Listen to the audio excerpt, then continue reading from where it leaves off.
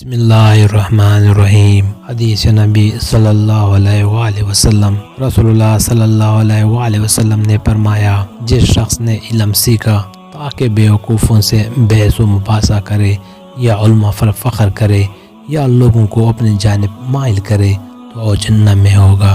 رسول اللہ صلی اللہ علیہ وآلہ وسلم نے فرمایا، جس نے سورۃ کہف کی ابتدائی 10 آیات یاد کر لے وہ دجال کے فتنے سے محفوظ رہے گا۔ رسول اللہ صلی اللہ علیہ وآلہ وسلم نے فرمایا، جب اللہ سے مانگو اور دعا کرو تو اس یقین کے ساتھ کرو کہ وہ ضرور قبول کرے گا اور عطا فرمائے گا، اور جان لو اور یاد رکھو کہ اللہ اس کی دعا قبول نہیں کرتا جس کی دل دعا کے وقت اللہ سے غافل اور بے پرواہ ہو۔ رسول اللہ صلی اللہ علیہ وآلہ وسلم نے فرمایا، اللہ نے جب بھی کوئی نبی بھیجا یا کسی کو خلیفہ بنایا تو اس کے ساتھ 2 رفیق تھے، ایک تو انہیں نیکی کے لیے کہتا اور اس پر ابھارتا، اور دوسرا انہیں برائی کے لیے کہتا اور اس پر ابھارتا، پس معصوم وہ ہے جسے اللہ بچائے رکھے۔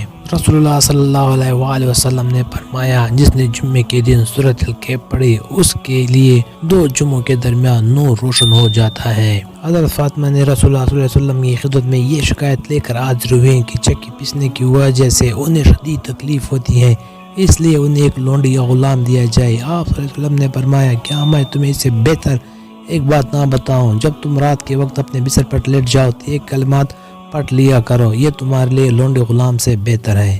33 بار سبحان اللہ، 33 بار الحمدللہ اور 34 بار اللہ اکبر۔ رسول اللہ صلی اللہ علیہ وسلم نے فرمایا، میرے گھر اور میرے اس منبر کے درمیان کا حصہ جنت کے کیاروں میں سے ایک کیاری ہے۔ رسول اللہ صلی اللہ علیہ وآلہ وسلم نے فرمایا، جو شخص قل هو اللہ احد یعنی سورۃ اخلاص آخر تک 10 مرتبہ پڑھے گا، اللہ تعالیٰ اس کے لیے جنت میں ایک محل تعمیر کرے گا۔ رسول اللہ صلی اللہ علیہ وآلہ وسلم نے فرمایا، جو شخص اماں سے پہلے سر اٹھاتا ہے کیا اسے اس بات سے خوف نہیں آتا کہ اللہ تعالیٰ اس کے سر کو گدے کا سر بنا دے؟ ویڈیو پسند آئے تو لائک کرے۔ Thanks for watching.